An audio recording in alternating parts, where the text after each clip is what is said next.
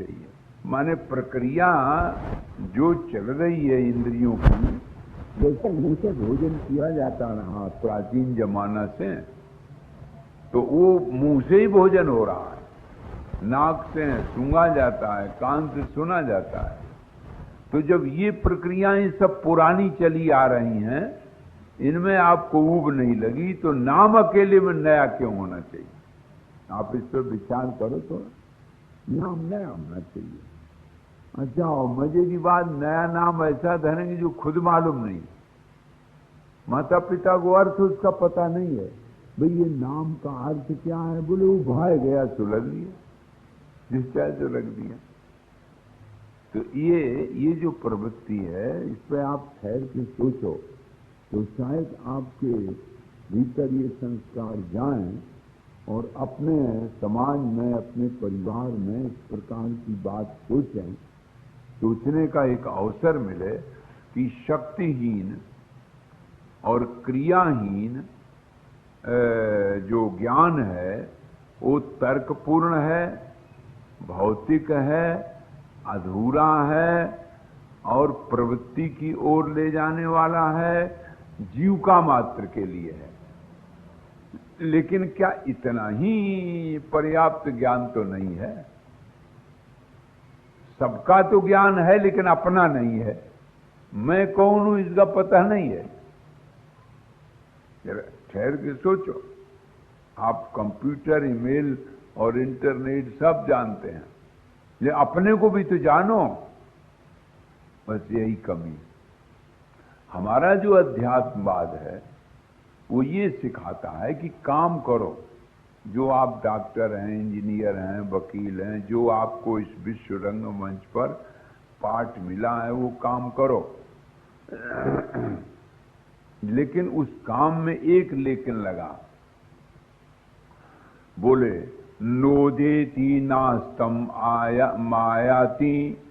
अब इस पे ध्यान दो, जो वशिष्ठ जी महाराज कहते हैं नोदेति नास्त मायाति सुखे दुखे मुख प्रभा।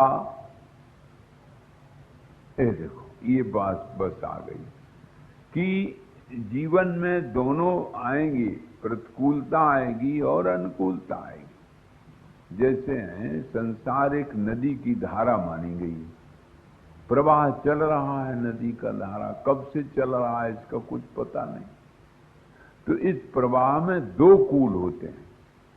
जो अपनी तरफ होता है उसको अनुकूल बोलते हैं और दूसरी तरफ होता है उसको प्रतिकूल बोलते हैं। कूल माने किनारा। तो ये जो नदी होगी तो उसमें भाई एक कूल तो हो ही नहीं, नदी है तो कूल तो दोनों होंगे। तो वशिष्ठ जी कहते हैं कि सिर्फ इतना बताओ कि जो हम ज्ञान में कर रहे हैं, जो हम व्यवहार में कर रहे हैं, उसमें सुखे दुखे मुख प्रभा उदयम अस्तम व आयाति। दुख आ गया तो रोने लगे, सुख आ गया तो बड़े प्रफुल्लित हो गए। लेकिन वही यदि दूसरे को दुख है तब आपकी प्रभा कैसी होती है?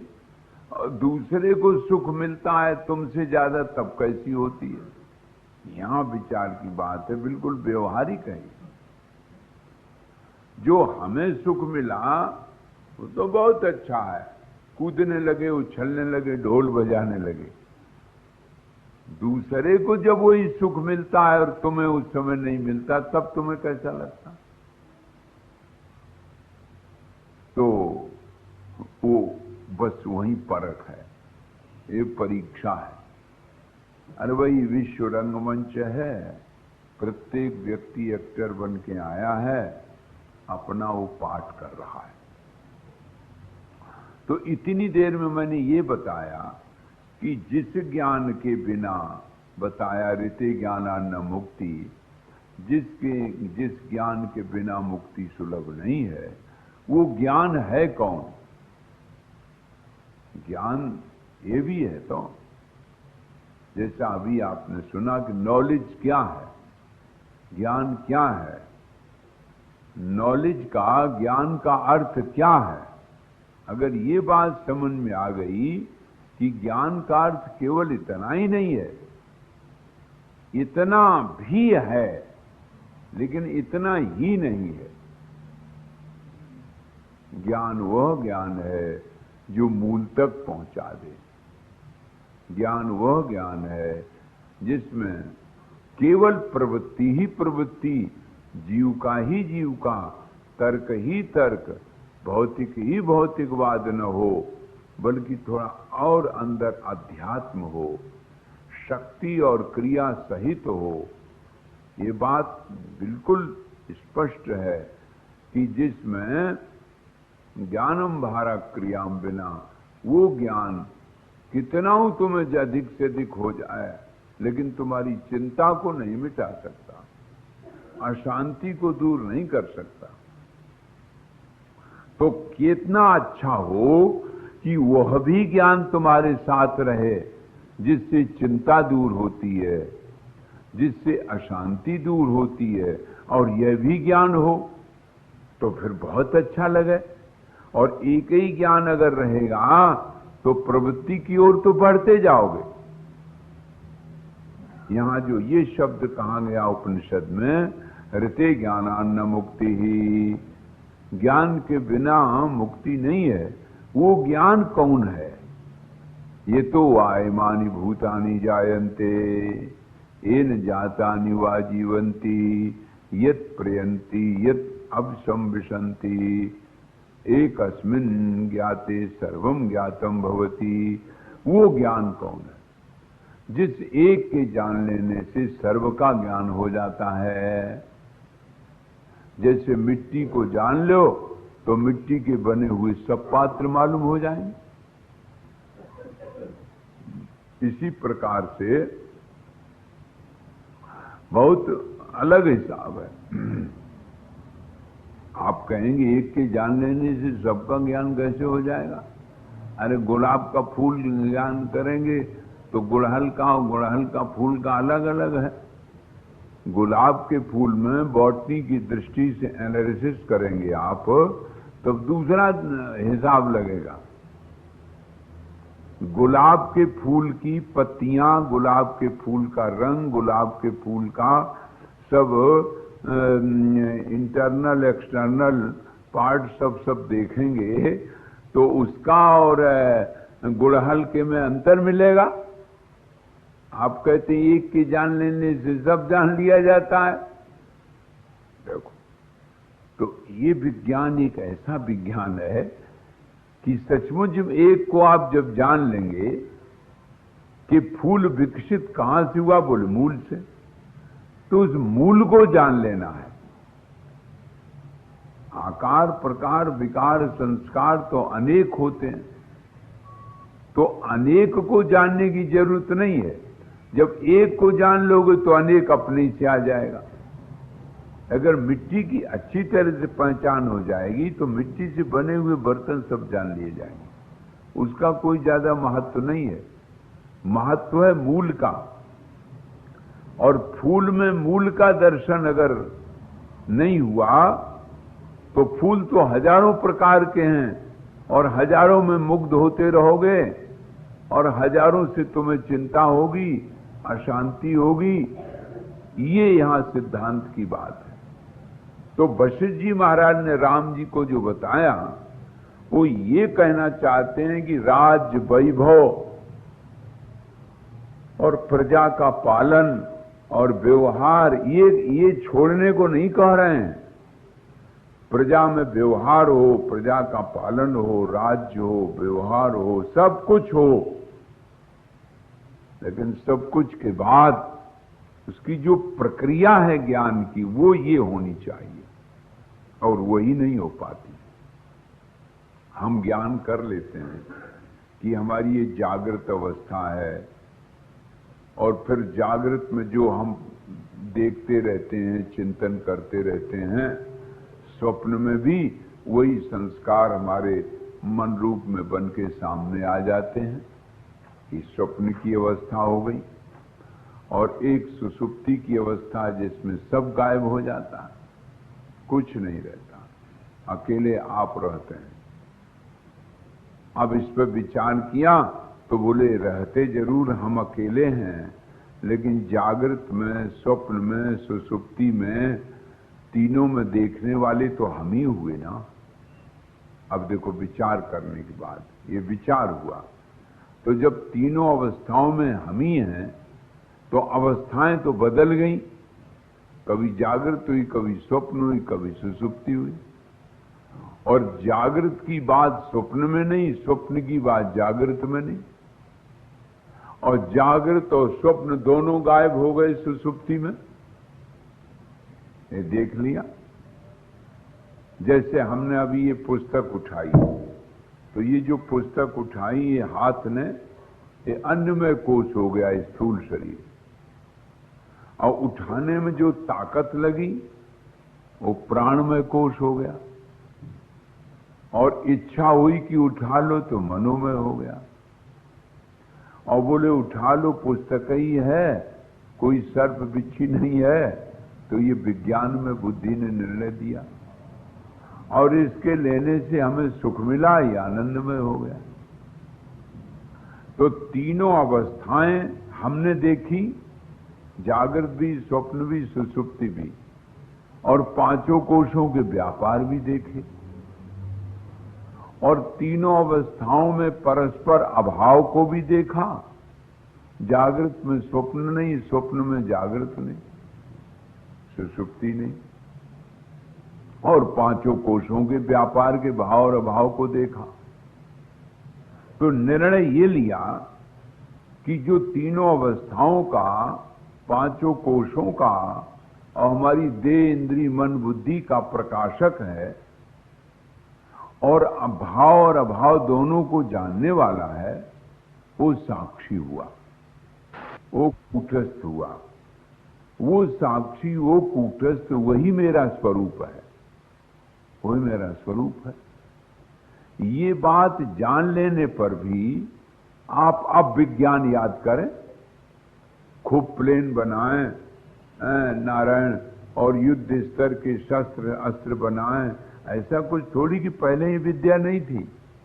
आप लोग तो महाभारत देख चुके, अर्जुन के पास धनुर्वेद कैसा था, गदा युद्ध में गदा का कौशल भीम के पास कैसा था, और पुष्पक यान आपने सुना, और देवहूति के विमान की चर्चा आपने सुनी।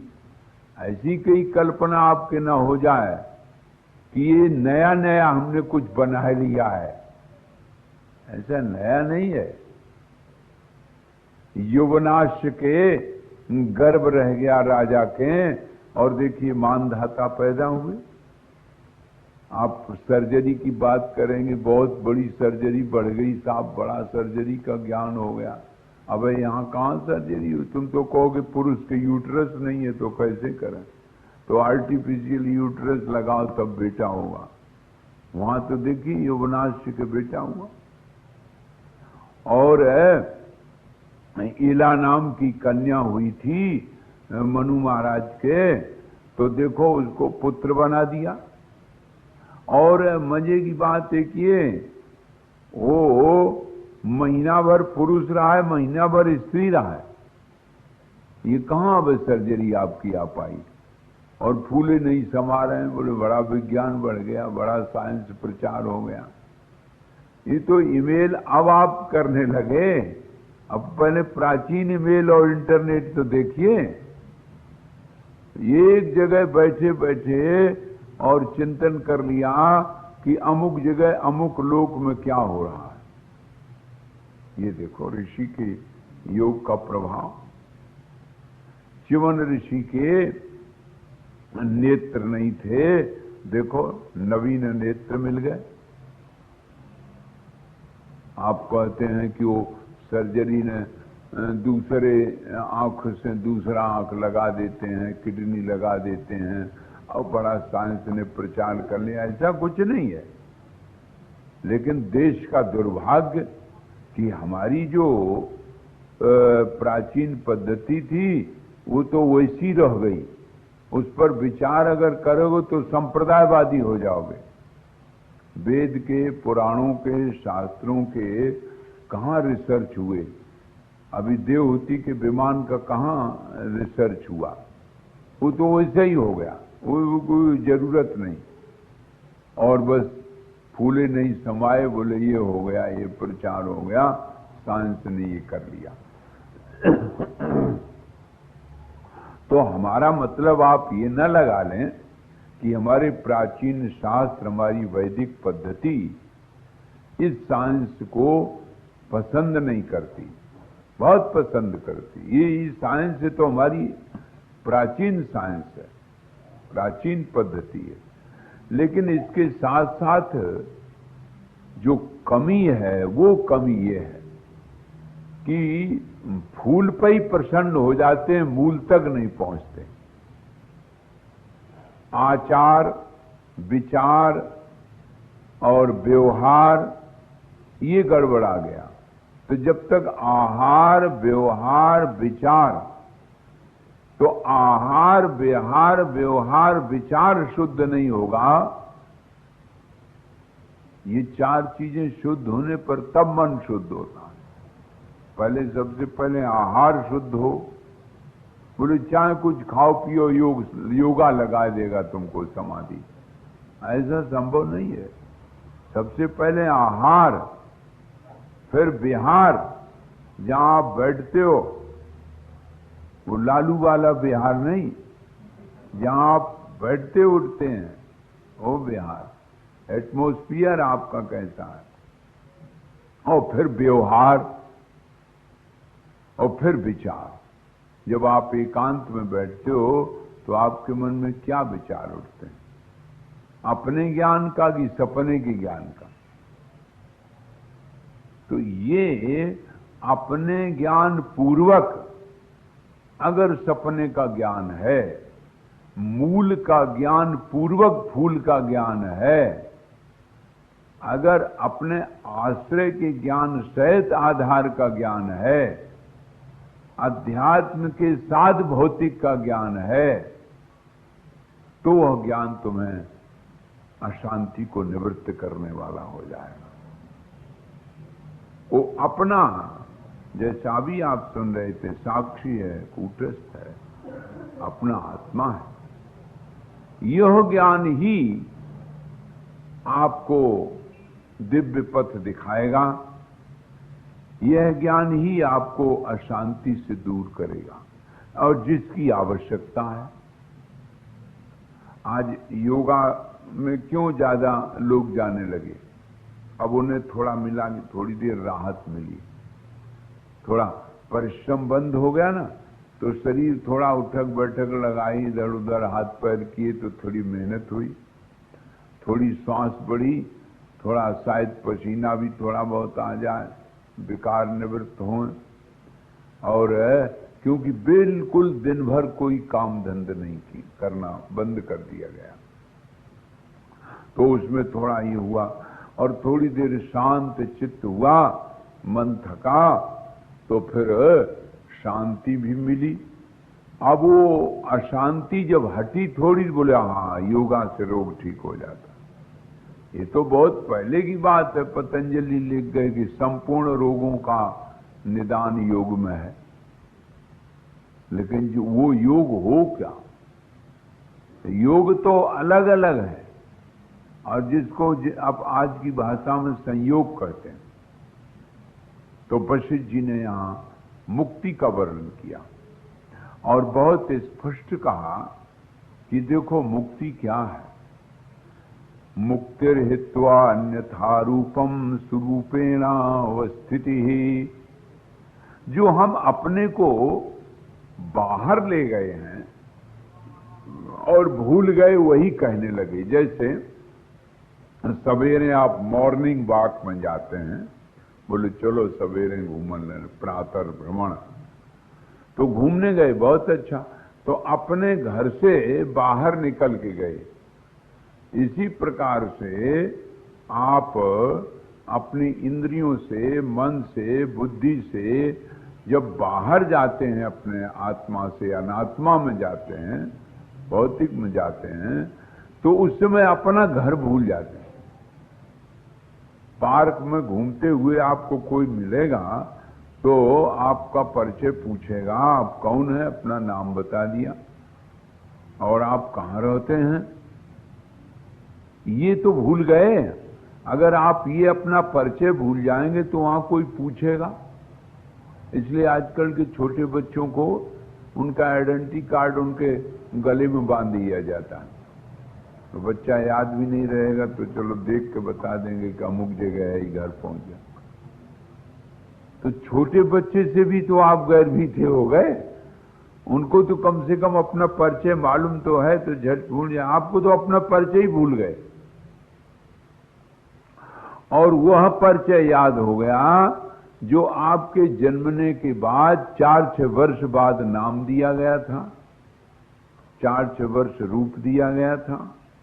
उसके पहले आप कौन थे? मुक्तिर्हित्वा अन्यथा रूपम। जो अन्यथा रूप आपने अपने मान लिया है उसको छोड़ दो तो बस उसकी मुक्ति है।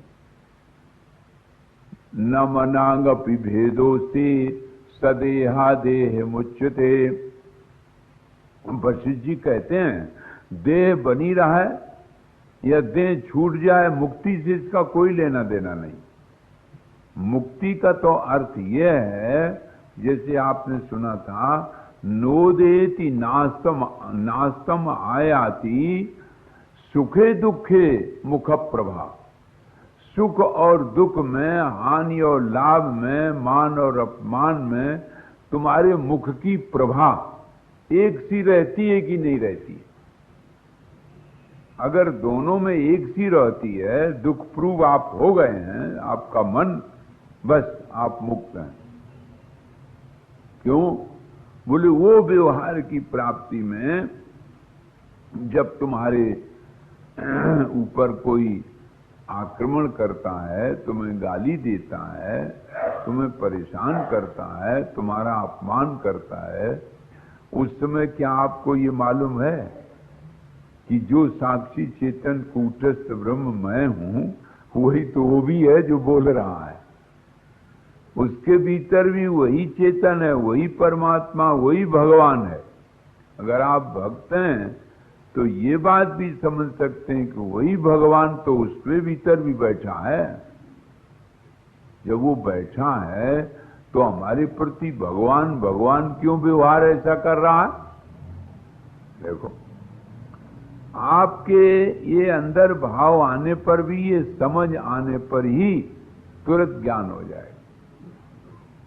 अब आप कहें कि वाह, तब पाकिस्तान आक्रमण करे और हम कहें कि वो परमात्मा उसमें भी बैठा है, तो हम भी हाथ जोड़ के अहिंसा परमो धर्मा करने लगे। झट अर्थ व्यक्ति उलट के लगा लेता। हाँ हमने कहा कि वो एक विद्यार्थी ने पूछा कि आप ही तो कहते हैं राम की न चाहे सो होई, आप करे इसमें पढ़ने की क्या जरूरत, जो भगवान करेगा सो हो ही जाएगा। ऐसा अर्थ झट जल्दी आदमी लगा लेता। लेकिन विचार करना चाहिए थोड़ा कि हमारा जो वैदिक, अभी अभी मैं बता चुका कि भगवान ने तो अर्जुन को वो ज्ञान दिया जो युद्ध नहीं कर रहा था तो युद्ध किया, पाशुपत अस्त्र और देवताओं से दिव्य अस्त्रों को कितने कठिन परिश्रम और तपस्या के द्वारा लाए गए। अस्त्र शस्त्र निर्माण का प्रयोजन ही आखिर क्या है? अस्त्र शस्त्र के निर्माण का प्रयोजन है कि जहां दानवता आ गई हो, उस दानवता की निवृत्ति करनी चाहिए। नॉलेज माने अभी भी आप सुन ही चुके, ये ज्ञान क्या है? वास्तव में एक नॉलेज इज पावर। ज्ञान वह शक्ति है, लेकिन वो बिना शक्ति के अगर ज्ञान है, बिना नारायण क्रिया के वो ज्ञान है, तो वो ज्ञान हमारे लिए उपयोगी नहीं होता है। ज्ञान तो होना चाहिए, हर शस्त्र का, हर अस्त्र का उपक्रम, उपसंहार उसका, उसकी विद्या। विश्वामित्र जी ने भगवान राम को संपूर्ण दिव्य अस्त्र दिए, अगस्त्य जी ने संपूर्ण दिव्य अस्त्र राम जी को दिए, उनका उपक्रम उपसंहार बताया, और जाते लाग न क्षुधा पिपासा, ऐसी ऐसी विद्या बताई जिससे तुम्हें अब भूख प्यास नहीं लगेगी। ये अस्त्र शस्त्र, ये कला, ये कौशल, ये कोई नई नहीं है, ये तुम्हारी पुरानी पद्धति है। लेकिन हम पाश्चात्य चाकचक्य में ऐसे भूल गए, फैशन में आ गए, चोरी करना सीख गए, झूठ बोलना सीख गए। हमने सुना, किसी ने बताया कि वो वहां अखबार चौराहे पर रखे रहते हैं, और जौन अखबार तुम्हें चाहिए वो ले लो, वहां पैसा रख दो। और यहाँ पुस्तकें रखो, वो ताक में रहता है कि देखने वाला जरा इधर उधर मन करे तो उठा के लिए चले जाए। अब देखिए, ये तो सीख लिया, और जो हमारे जिस दिव्य जीवन में एक अद्भुत कौशल, अद्भुत कला, वो नहीं आई। अपनी प्राचीनता भूलने से इस मार्ग पर हम आके इस चौराहे पर खड़े हो गए कि आज हम दूसरे देशों का मुंह ताक रहे हैं। हमारे यहाँ का नीम, हमारे यहाँ का गंगा जल, हमारे यहाँ की वनस्पतियां विदेश में गई, और वहां से कैप्सूल बन के आ गया, 10 गुना पैसा देकर के खरीदने लगे। बड़े प्रसन्न, बोले वाह क्या साइंस ने प्रचार किया, और है हमारे यहाँ का नीम। अब ये दुर्दशा ही तो कहोगे भारत की। तो आइए फिर उस दिव्य ज्ञान की ओर चलो, जो हमें निवृत्ति की ओर दे रहा है, जो हमें प्रवृत्ति से दूर करता है, और जो हमारी अशांति को निवृत्त कर सके। यदि हमारे उस ज्ञान के द्वारा हमारी अशांति दूर नहीं होती है, तो हमारा वो ज्ञान कौन काम का? ज्ञान तो है बाहर का बहुत कुछ, अपना ज्ञान नहीं है। कई बार ऐसे ही धोखा हो जाता। एक सज्जन बंबई से लखनऊ जा रहे थे, उनके पास रुपया बहुत था सेठ जी पे, तो ये चोर लोग खरीद लेते हैं, तो उसने खरीद लिया, 20,000 में खरीदा, और महाराज भुसावल तक गए, दूसरे चोर को उतना रुपया लेकर के दे दिया। जब लखनऊ आने वाला हुआ तो चोर चौथा चोर था। उसने कहा, सेठ जी तुम्हारे पास रुपया तो है, हम लोगों को सुगंध आती है और कैश है, लेकिन है कहां? हम तो चौथे चल रहे हैं। 4 आदमी तुम्हारे पूरे देह बदन भर को देख डाला, तुम्हारे कपड़ा, तुम्हारी अटैची सब देख डाली, लेकिन बड़ा आश्चर्य की बात है, तुम कहां रखे हो? सेठ जी ने हंसे, बोले हाँ है तो भाई, हमें क्या पता कि तुम चोर हो, तो तुम भी अपने फर्स्ट क्लास में आते थे, तो जो यात्री लोग आते ही हैं।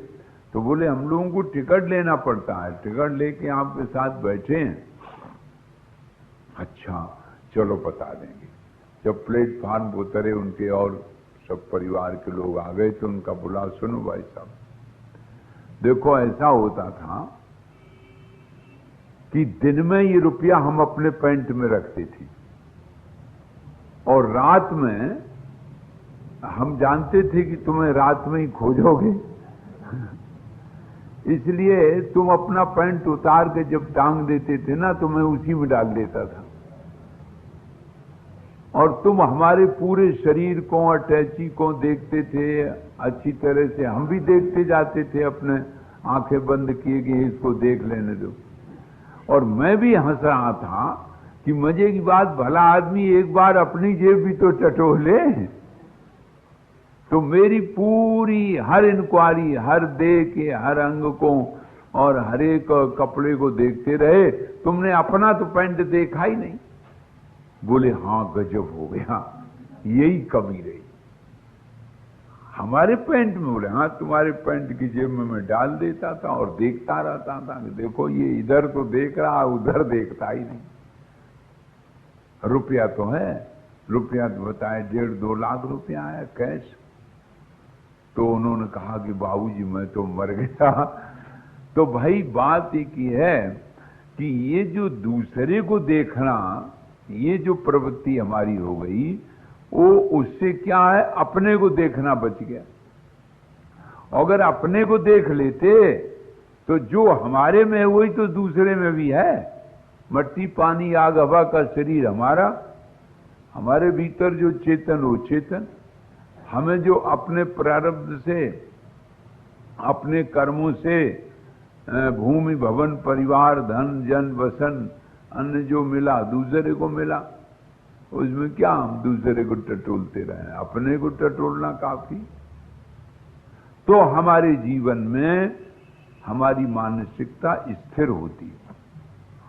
आज जो ये टेंशन और डिप्रेशन है उसका कारण यही है कि हमारा ज्ञान प्रवृत्ति की ओर, जीविका के लिए, भौतिक के लिए और तर्कपूर्ण है और क्रिया और शक्ति से रहित है, प्रैक्टिकल नहीं, परिणाम नहीं। इस ज्ञान का परिणाम क्या होगा? होना चाहिए मूल सहित फूल का ज्ञान, अध्यात्म सहित भौतिक का ज्ञान और अपने ज्ञान पूर्वक सपने का ज्ञान। जब सपना आप देखें और सपने के बाद जगते हो, उठते हो और कहते हो अरे वो तो झूठा ही था, सपना था, तो उस समय इतना और लगा लो वो तो झूठा था लेकिन देखने वाला सत्य है, वो मैं हूं, इतना उसके साथ जोड़ दो। और आप क्या करते हैं, बोले अरे वो झूठा था, उसमें कुछ रखा नहीं, बस उतना ही तक खत्म हो गया। इतना और जोड़ दो, ज्ञान इसके साथ हो जाए, अध्यात्म के साथ ज्ञान हो जाए। अरे इतना बड़ा स्वप्न जिसने देखा, इतने दृश्य देखे और वो सब दृश्य जगने पर देखेंगे अरे सब झूठ था, बिने हुए भाषित हो रहा था। अरे तो चलो बिने हुए भाषित हो रहा था, झूठ था तो कोई बात नहीं, देखने वाला मैं तो सत्य था और वही मैं अब भी हूं। जिसने स्वप्न देखा वो भी मैं, जागृत में जो अब झूठ बता रहा है, अनुभव कर रहा है, वो भी मैं, और सुषुप्ति में बिल्कुल नहीं था, वो भी मैं। तो मैं का अभाव कभी नहीं हुआ। सर्वदेश, सर्वकाल, सर्व परिस्थिति, देश काल परिस्थिति स्थिति वृत्ति सब बदल गया,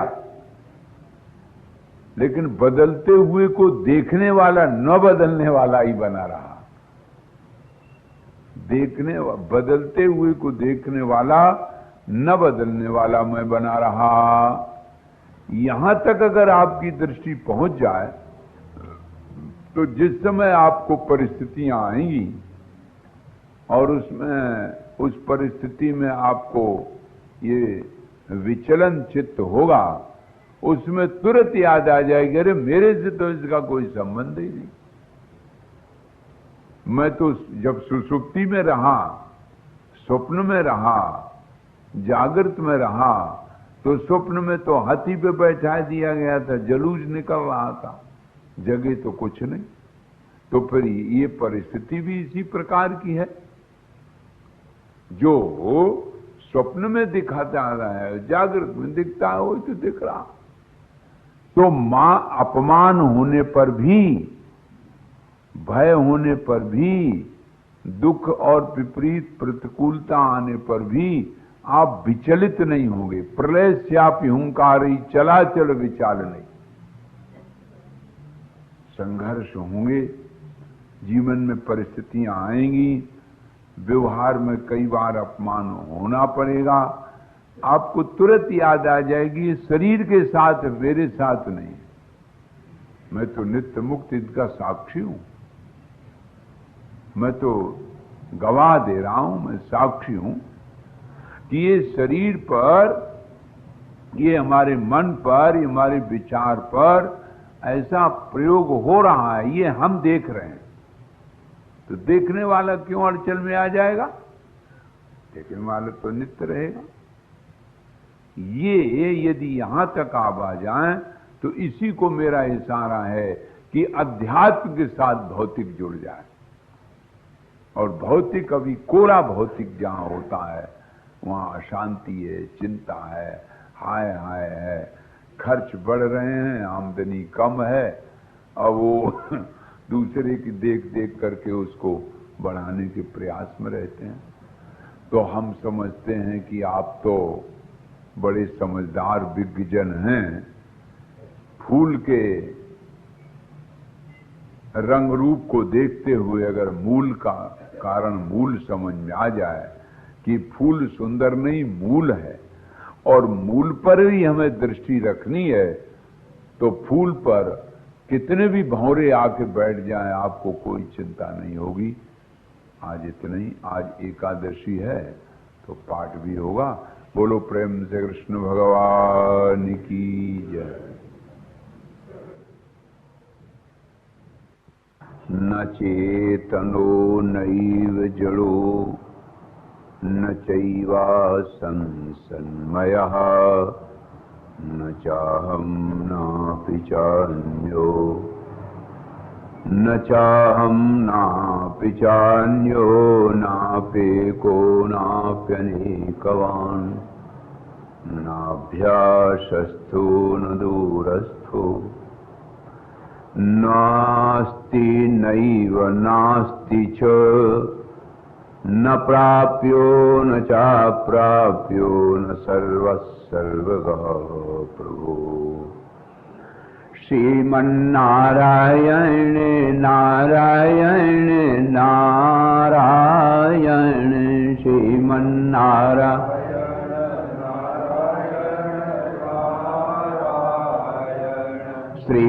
श्रीमन्नारायण नारायण नारायण श्रीमन्नारायण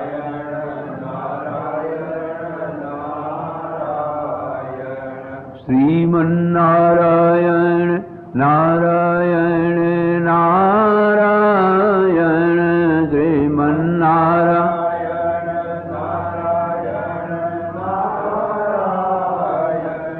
श्रीमन्नारायण नारायण नारायण श्रीमन्नारायण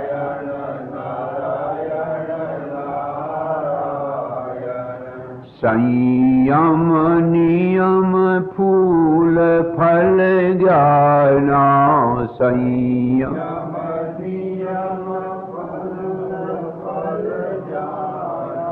संयम नियम फूल फल ज्ञान संयम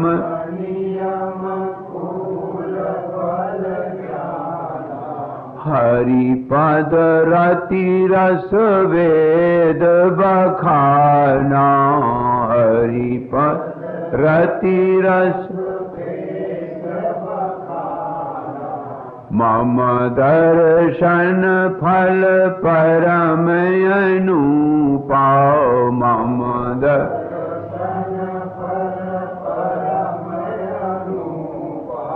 जीवो पावो निज सहज स्वरूपा जीवो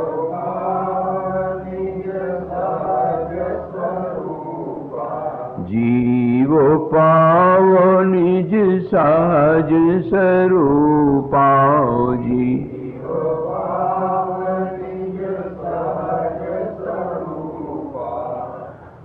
नमो महद्भ्यः ब्राह्मणेभ्यो नमो नमः।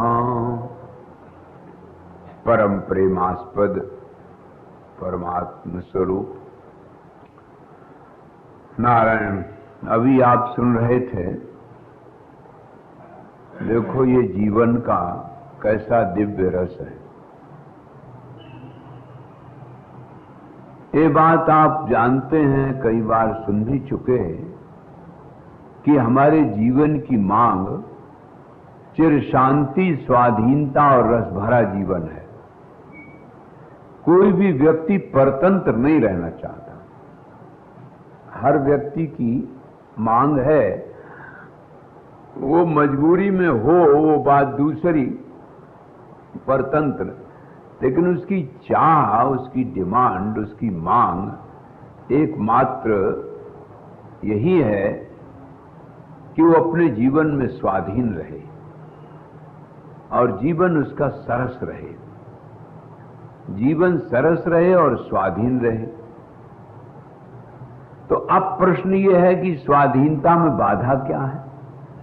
पराधीनता हमारी कहां से आई, कहां से शुरू हुई? तो आप ये कहेंगे कि भाई हम नौकरी कर रहे हैं तो जिस सेठ के यहां वो हम उससे पराधीन हैं, जो जिस सर्विस में जैसे जिस रूप में है तुरंत उत्तर दे देगा, क्योंकि हमारी दृष्टि थोड़ी दूर रहने की है, अपने पास की नहीं है। अगर अपने पास की हो तो इतना ही सोच ले कि जो भी हमें मिला है वो मेरे लिए है कि मिले हुए के लिए हम हैं। इसे तो बहुत साधारण बात है। जैसे मान लीजिए पंखा चल रहा, तो हम पंखा के लिए हैं कि पंखा हमारे लिए है? कभी आप लोगों ने सोचा? यही पता चल जाएगा। बहुत छोटी सी बात। ये तो पंखा है, राड है, बिजली है, जो है सामान, आपको घर द्वार, परिवार, पति पत्नी, बेटा बेटी, जो भी आपको मिला है, वो एक तो ये ध्यान में नहीं है कि हमें मिला है, बल्कि इसके पहले ये कह बैठे ये मेरा है। अगर इतनी बात याद रहे कि ये मिला है तो फर्क हो जाएगा। ये मिला है भाई, और जिससे मिलता है उसी का होता है भाई। ये नियम है कि जिससे मिलता है चीज तो उसी की होती है। हम ये बात बिल्कुल भूल जाते हैं कि मिला है, बल्कि क्या याद रहता है कि मेरा है। अब देखो, माने पराधीन कहां से हुए, थोड़ी समझने लायक बात है। तो पहला पॉइंट तो यह है कि हमें अपने जीवन में ये बात निर्णय कर लेना चाहिए कि ये मिला है, मेरा नहीं है। तो जिससे मिला है इसका वो अधिकारी है। जब चाहेगा तो ले लेगा,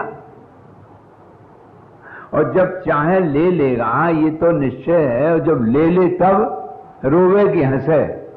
अब बोलो, अब मुश्किल पड़ जाएगी। यदि ये निश्चय रहेगा कि मिला है, मेरा नहीं है, और जिससे मिला है वो इसका अधिकारी है, कभी ले सकता है, इसमें क्या फर्क पड़ता। तो मैं इसका जब मालिक बन जाता हूं कि मैं हूं, इसका मालिक मैं हूं, बस वहीं से बेईमानी शुरू हो गई। बलि के यहां जब भगवान गए तो पूजा वूजा की, वो तो सब ठीक है, लेकिन जब उन्होंने कहा कि जो इच्छा हो सो मांग लो, तो भगवान ने कहा कि हमें तो भाई 3 कदम जमीन चाहिए। 3 पदानी सम्मतानी मम, सो मेरे नाप की 3 कदम। तो बलि हंस पड़ा, अरे माम बचो ही समाराध्य लोकानाम एकमीश्वरम, तीनों लोकों का मालिक मैं, और तीनों लोकों के मालिक मैं से मांग रहा 3 कदम जमीन। इसमें तो मेरी बदनामी है, तुम्हारी बदनामी नहीं है। लोग क्या कहेंगे, अरे इतना बड़ा राजा बलि, तीनों लोगों का मालिक, और एक ब्रह्मचारी बेचारा गया तो उसको 3 कदम जमीन दे दी, वो भी छोटा सा था उसके नाप का। इसलिए मेरी बदनामी है। ये बलि की कथा आप लोग सुन लेते हैं और हंस भी देते हैं, विचार भी कर लेते होंगे, लेकिन कभी ये नहीं सोचा कि ये तो बलि कोई दूसरा नहीं, हम ही है। तीनों लोगों का मालिक अपने को समझ जाते हैं, और जिससे मिला है वो सामने खड़ा मांग रहा है। जब आपके सामने कोई आवे मांगने तो ध्यान रखना, कई बार व्यक्ति छोटी छोटी बात में भी विवेक नहीं रख पाता है।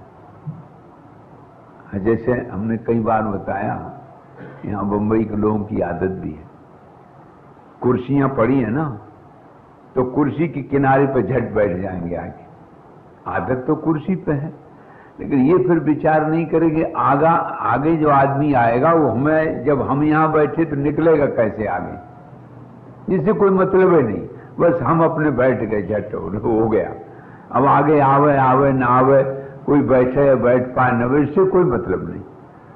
अगर हमने देखा ये छोटे शहरों में कि जैसे कुर्सी पड़ी ना, तो क्रमशः जाके सबसे कोने पे पहले बैठेंगे और फिर जैसे आए तैसे बैठते चले जाएंगे। मुंबई की आदत है कि उनको इससे सब मतलब नहीं कि दूसरा भी कोई है, बस यही उनको ब्रह्म ज्ञान है कि दूसरा कोई है ही नहीं, हम ही अकेले हैं, तो हम बैठ ही गए। अरे कितनी छोटी बात, अगर विवेक से विचार करें तो बढ़ के बैठे तो जो आगे आता जाए तो वो क्रमशः उसको बैठने में सुविधा रहे, वो नहीं करते। तो यही जीवन का दर्शन है। हर व्यक्ति अपनी जमींदारी सोच लेता है। रेल में बैठने जब जाते हो ना, तो सबसे पहले इंतजारी कि रेल आ जाए, भाई अभी नहीं आई, रेल प्लेन जो हो, इंतजारी पहले होती। और फिर जब आ गई तो बेसबूरी, जल्दी जल्दी सामान लिए और घुसे। वो उतरने वाले को उतरने भी नहीं देते, पहले अपने रिजर्व है सब बातें, तो अभी बहुत जल्दी रहती, बेसबूरी, जल्दी जाकर के सीट पे बैठ जाए। और वहां अगर गए, भीड़ भाड़ हुई तो हाथ जोड़ी, तो पहले इंतजारी, फिर बेसबूरी, फिर हाथ जोड़ी, भैया जरा हमारी सीट है या हमको भी थोड़ा बैठ जाने दो। और जब बैठ गए तब जमींदारी अब तो हमारी है। यही इस संसार में है। अगर इतनी बात याद रहे कि मिला है और जिससे मिला है उसका है और हमें मिला है, उपयोग करना है हमें, हम सदुपयोग इसका कर लें, ये तो बहुत बढ़िया बात है। हमें कमरा मिला, रहने को मिला, अब कमरे में रहने वाला सामान भी हमारा थोड़ी है, वो तो सामान कमरे वाले का है। ये देखो, पराधीनता निवृत्त हो जाएगी। एक बात, हम इनके लिए हैं कि हमारे लिए हैं, ये दूसरी बात है। जो भी मिला आपको, कार, तार, घर द्वार, परिवार, सब, इस पर विचार करो।